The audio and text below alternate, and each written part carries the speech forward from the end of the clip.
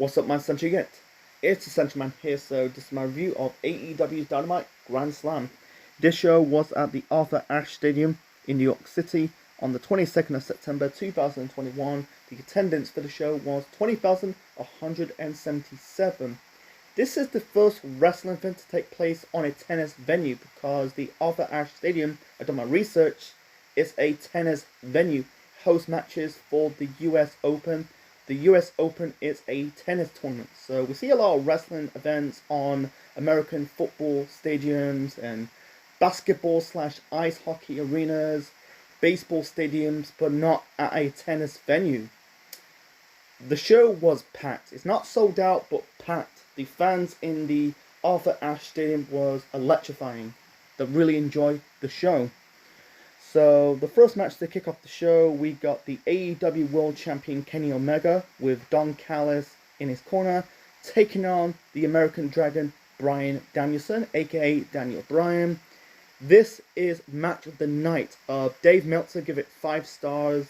The total great story in the ring between Omega and Danielson. Danielson worked on the arm of Kenny Omega. Omega worked on the neck of Bryan Danielson. I think Danielson kicked out the avalanche dragon suplex off the top rope by Omega. I think Omega hit like a full Nelson dragon suplex onto Danielson onto the ramp. He took a really beating, Bryan Danielson. You know, I think he took like 3, maybe 4. No, I think it's 2 or 3 BE triggers attempts by Kenny Omega. Omega was going for like a one-worded angel attempt, but Bryan countered into a reverse hurricanrana. I try to keep it short and simple, otherwise it'll be a very long review of the show. The match ended a time limit draw. I think Danielson locked in I think it was the LeBell lock. I don't know. And then you got Omega's elite members, that is the Young Bucks and Adam Cole. Basically get Omega away from Bryan Danielson. The Bucks and Adam Cole hit Danielson with a trio super kick, and out comes Christian Cage and the Jungle Express to the rescue. The Jungle Express is the Luchasaurus and Jungle Boy Jack Perry. It ended up with a brawl. I think the Elite got away. So it kind of protects Danielson because I'm glad the world title's not on the line because it's too soon to put the world title belt on Bryan Danielson. He just got there. But I can see Omega dropping the belt in November at Full Gear. We don't know. So far, I think it's been nearly a year since he won the belt. He won the belt on an episode of AEW Dynamite in November. So it's been nearly a year since he won the belt. So I think it's the first time that a guy hold the AEW World title for 1 calendar year. You know, Jericho didn't do it. Moxley didn't do it. You know, it's been 3 AEW World Champions so far. You know, Jericho, Moxley, and Omega. And Omega's the only one to almost really hold the belt for nearly 1 whole year. 365 days. Anyway, so moving on to, I think it's the one and only promo segment of the show. CM Punk came out. Basically, he cut like this passionate promo and trying to keep it short and simple, get to the key points. He kind of addressed the whole, situation between Powerhouse Hobbs and Team Taz. Basically, on the previous episode of Dynamite, they kind of put CM Punk through a table. Punk says, "You almost did it. You almost broke my neck." People want to see the pissed off CM Punk because be careful what you wish for.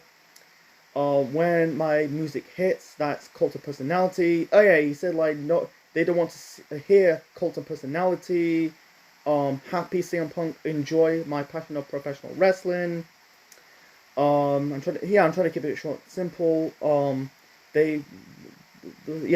What pissed me off, trying to take things away from me.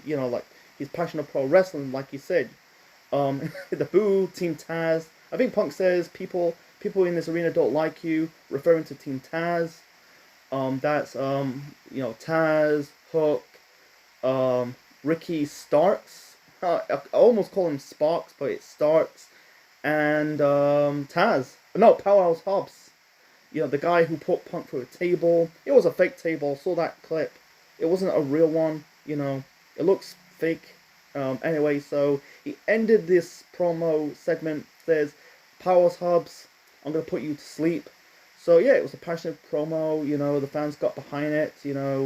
And I think Punk fought at Rampage the following week. Not the following week, but a couple of days later. I don't know because I don't have Fire. I'll probably find their match on a highlight episode of Rampage on YouTube. So, anyway, so moving on to the next match. So, the next match we got MGF, that is Maxwell Jacob Freeman with Wardlow. I think they represent the Clinical. Taking on Brian Pillman Jr. with Julia Hart in Brian Pillman Jr.'s corner. This was a decent match, not on the same level as the opener. It was good for what it is. The bulk of the match, you had MGF working on the hand of Brian Pillman Jr. I think at one time you had MGF using Julia Hart as a human shield. Pillman going for the rescue. In the end, Pillman was going for I think it was Air Pillman, a move up the top rope, but MGF counted it. He locked in the Salt of the Earth armbar, made Pillman to tap out for the win. So yeah, you got this interview segment, the one and only interview segment on the show with what's his name? Alex Maveras, I think his name is, interviewing Chris Jericho and Jake Hager of the Inner Circle, basically sending a message towards Man of the Year. That is basically a tag team between Scorpio Sky and Ethan Page and Dan Labette. I think Jericho friend, I think they called him, Man of the Year, piece of shit, and Jericho friend Dan Lambert, "I'm gonna bite your nose off if you interfere, like Haku in Japan." So moving on to match number 3, that is Makala Black, that's aka Aleister Black, aka Tommy End, taking on Cody Rhodes with Brandy Rhodes, that's Cody's wife, and the Enforcer, Double A, Arn Anderson. The fans were cheering for Black and booing the Rhodes. That is, I think they cheered for Arn Anderson, but they booed Cody Rhodes and Brandy. Brandy was in the ring. Black did his typical pose, sitting on his lap. Brandy did the same thing, mock his pose. Give Black 2 middle fingers and said, "Fuck you." They booing the Rhodes brothers. I don't get it. I don't know why. I'll get to that shortly. Really, the bulks of the match, you had Rhodes work on the leg of Aleister Black. Rhodes was going for a crossbody off the top rope near the ramp area, but Black counted into a running knee. I think he got real vicious in this match for Cody. And Cody was he's dressed up like was it Homelander from The Boys, the show on the Prime Videos app. Because he's got blonde hair, he's wearing, I'm guessing Cody is a massive fan of the show, The Boys. I haven't really saw it yet. I heard it's good. I heard it's violent. Anyway, so, Arn Anderson, I think Black, sorry I'm stumbling, Black kind of countered the Cody, he kind of kicked out of the Cody cutter, countered the Crossroads attempt, I'm trying to say, so I'm stumbling. But, Arn Anderson kind of tripped at ringside. Rhodes accidentally knocked Arn Anderson off the ring apron, trying to get out of the ring. Rhodes said to Arn Anderson, "Are you okay?" And Double A says, "I'm fine. Get back in the ring." And then Rhodes got a little vicious towards Black near the corner. And Rhodes accidentally hit the referee. Makala Black spit Black Mist onto the face of Cody Rhodes, rolled him up for the victory. I like that match at Homecoming way better than this match on the show. It's the weakest match of the show, but I think it was a decent match. Like I said, I don't get why they boo Cody Rhodes and Brandy. I think it has to do with Cody was really, at this moment in time, I think Cody is stale as a babyface because he's been a babyface ever since the formation of AEW, he's been a babyface. I think this is the time to turn him heel, ditch the blonde hair, go back to his natural hair color. But I don't get it. I don't know. I don't know why people are booing for Cody and booing for Brandy. Yeah, Brandy. I don't. Yeah, Brandy's not that good in the ring, but they're not like people type of people who don't deserve to be shone. I don't get it. So it's a wow. It's you know, in this rivalry between Black and Cody. You know, so far Black won the two matches in the rivalry. They'll probably do a third match down the road. Cody will probably get his win back. So yeah, like I said, I stumble on the crossroads attempts. You know, yes, I speak too fast sometimes. You know, so when I speak too fast, I end up stumbling. It's just what it is. So anyway, so moving on to the next match on the card, we got and you got this segment with Sammy Guevara. I'm guessing he's challenged Miro for the TNT title. The following really at the following week's episode Dynamite will be this week. I might review that show. Don't know, depending on how I feel, because I don't really review a lot of Dynamite in this channel recently, because I don't really cover it that much, because too much content to talk about. You know, I like AEW, but I don't really do Dynamite reviews back to back to back. I don't watch Dark. I don't watch Elevation. I don't like Elevation and Dark. They're just their version of WWE Superstars and Main Event. Those shows back in those 2000s, 2010s, you know. Rampage, I don't know. I watched some highlights, but I think Rampage is a better show than Dark and Elevation, in my opinion. So anyway, so the next match, we got a tag team match. The one and only tag team match on the show. We got FTR with Tully Blanchard. Yeah, also represent the Clinical, taking on Sting and Darby Allin. It's good to see FTR wearing NWO gear, you know, with the they're wearing black and white with the NWO logo, custom trunks, you know. Yeah, because Sting was, you can call him NWO. He was never part of the black and white. He was part of the Wolfpack version of the NWO. So anyway, the match was fun to watch between both tag teams. You know, Sting got the offense, and then the heels got their heat back when Darby was going for the coffin drop. Both Cash and Dash kind of catch Darby. I kind of slammed him on the ring apron. They are working on Darby a little bit until Sting got the hot tag. I think like one of the FTR members put like a chair on the corner. Sting was going for the Stinger Splash. I think it was Cash, you know, like formerly known as Scott Dawson. Got out of the way. Sting like almost went through the chair onto the middle turnbuckle, but I think it was Dash or Cash. I think it was Dash. Yeah, no, I think it was Cash is the bald head one. Man, Jesus Christ. But Cash, I'm going to call him Scott Dawson. This is going to get really confusing. So, formerly known as Scott Dawson, trying to charge Sting, but Sting got out of the way, went through the chair. Sting decks Tully Blanchard. Sting locking, man, this is going to get confusion calling Dash and Cash. I think Cash is the bald-headed one. Dash is, you know, Dash Wilder. You know, anyway, so one of the FTR members with the Scorpion leg drop, the Scorpion deathlock, sorry. Think, and the other FTR member trying to pull his fellow team member out of the ring, you know, but Darby countered it, basically hit Dash or Cash with the coffin drop. He managed to did it again because the first one was countered by FTR. I think Cash or Dash tapped out, and Sting and Darby got the victory. Sorry about Cash and Dash. I don't know which one's Dash, which one's Cash. I know, Scott Dawson and Dash Wilder of the Revival, but Dash and Cash for me, it's getting really confusing. But it's a mixed bag for the Clinical because NGF won his match early on the show, and then FTR lost their match, right now. But no Sean Spears on the show. I think he fought at Rampage. They did Rampage Grand Slam. Don't know, haven't saw it. It's a mixed bad night for the Pinnacle. Anyway, so moving on to the main event. The main event, this is for the AEW Women's Championship. We got Dr. Britt Baker, DMD, with Rebel, not Reba, and Jamie Hayter in Britt's corner, defending the belt against Ruby Soho, aka Ruby Riott. This is the second best match of the show. and it's good. Back and forth between Britt and Ruby. I think Ruby hit like a move up the top rope on both Rebel and Hater, and Britt countered with a swinging net breaker.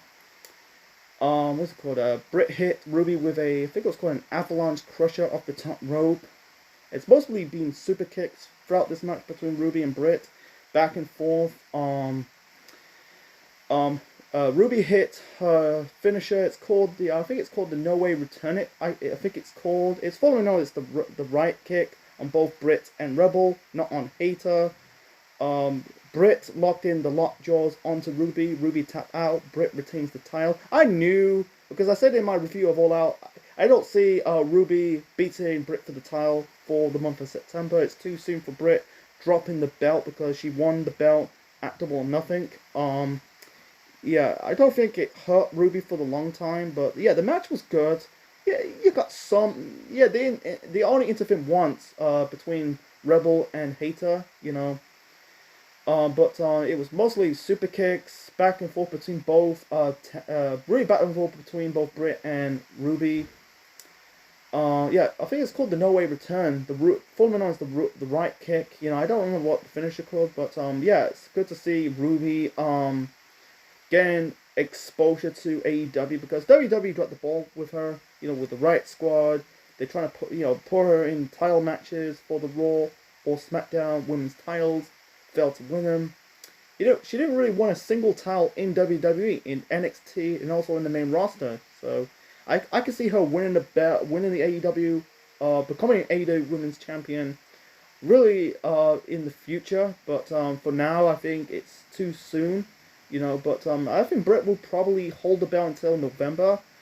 You know, I think like the only woman who hold the AEW Women's belt in a calendar year was Hikaru Shida, because she won the belt at Double or Nothing at the previous year, you know, last year in 2020, dropped it at this year's Double or Nothing event. So I don't think Britt will be the second person to hold the belt in a calendar year. She'll probably drop it sometime, probably in late 2021 or the early parts of 2022. So yeah, I think Britt getting victory was, you know, it's crucial. You know, I think they did a good job. You know, Rebel and Hater. Rebel's more like a bumbling sidekick. Hater is kind of like, you know, not so bumbling. To be honest, I have to describe it. But yeah, it's good to see Brett holding the belt much longer. So I think they need. I don't think there's any babyface really challenges for Brett. She defeat Hikaru Shida. She defeat Chris Statlander. Maybe Big Swall. I don't know. There's too many heels. Really too many heel in the women's division, like Nyla Rose and Penelope Ford. Maybe Anna Jay. Maybe. I think they need more established babyface, you know, for the AEW women's division. You know, I hope they one day bring Tessa Blanchard to AEW, or Lita. You know, shout out to Go Shadow, because he commented on my Christian video months ago. So anyway, so I'm stumbling and rumbling.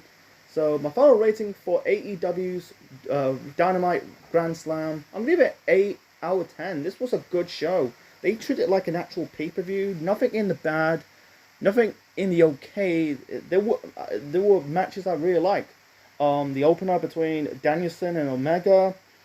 NGF versus Brian Pillman Jr. was decent, same as Black versus Cody. FTR versus Sting and Darby Allin. And also, you know, Britt versus Ruby for the AEW Women's Championship. Yeah, this is one nitpick. Every time like a male or female wrestler end up winning a battle royal, whether it's in Double or Nothing or All Out, they end up losing the title matches, like Brian Cage, and also with Ruby Suho. It's just, what's the point?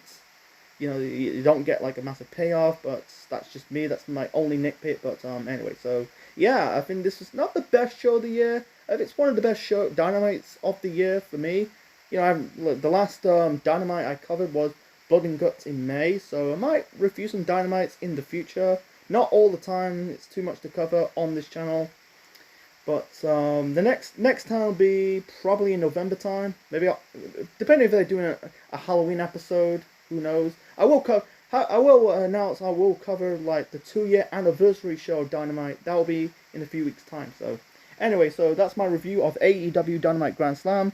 Leave your thoughts in the comment section below. Smash the like button. Click the like. If you're not a part, if you want to be part of the Central Unit, become a Central Unit member. Subscribe to the channel for more wrestling videos and more. And this is Essential Man officially signing out. Check you later.